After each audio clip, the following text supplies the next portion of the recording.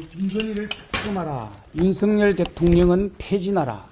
지난 주말에도 대통령 부부의 국정농단 공천 개입 의혹에 분노한 국민들이 김건희 특검을 요구하며 광화문 광장을 가득 메웠습니다.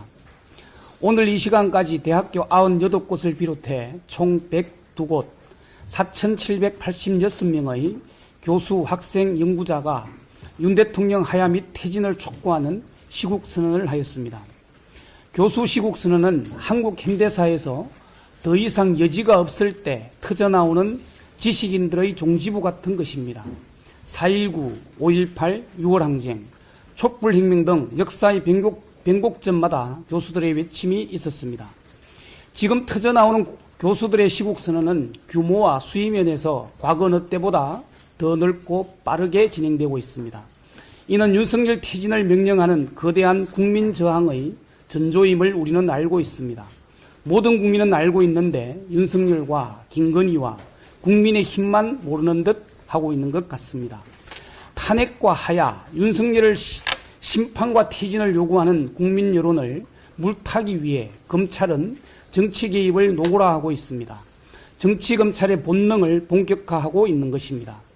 검찰이 지난 19일 이재명 대표를 경기도 법인카드를 사적 유용했다는 혐의를 씌워 재판에 넘겼습니다. 법카 유용 의혹 사건은 지난 2022년 9월 이 대표에 대해 경찰이 불송치 결정을 내린 사안입니다.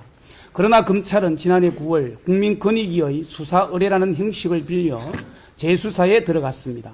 누가 봐도 정적 제거를 위한 수사이고 정치적 목적이 뚜렷한 기소입니다. 특히 김혜경 여사가 1심에서 벌금 150만 원 형을 선고받은 지 닷새 만에, 그리고 이 대표가 공직선거법 1심 선고를 받은 지 나흘 만에 기다렸다는 듯이 기소를 했습니다. 이는 검찰의 정치적 의도를 드러낸 것일 뿐만 아니라 공개적인 대통령 부부를 향한 충성 맹세입니다. 여기에 주목할 점은 권익위의 수장 김홍일이라는 사람이 윤 대통령의 형님으로 불리는 검사 출신이라는 것입니다. 권익위의 수사 의뢰로 동력을 찾은 검찰은 1년간 재수사를 통해 경기도 법카 유용 금액을 무려 16배나 뻥튀기 하였습니다. 지난 2022년 경찰이 수사할 당시 파악할 결제 총 금액은 2천만 원에 150여 건으로 알려졌고 당시 이 대표의 관련성은 전혀 찾지 못했습니다. 그런데 검찰이 이번에 배임으로 주장한 금액은 총 3억 3,235만 원입니다. 130여 곳을 먼지떨이식으로 압수수색하면서 배임액을 16배나 늘렸습니다. 죄를 만들어내는 재주 또한 신출기몰한 검찰입니다. 이러니 정치검찰, 권력의 죽어라 소리 듣는 것이고 유권무죄, 무권유죄라는 탄식이 쏟아지고 있고 검찰 해체라는 얘기가 나오고 있는 것입니다.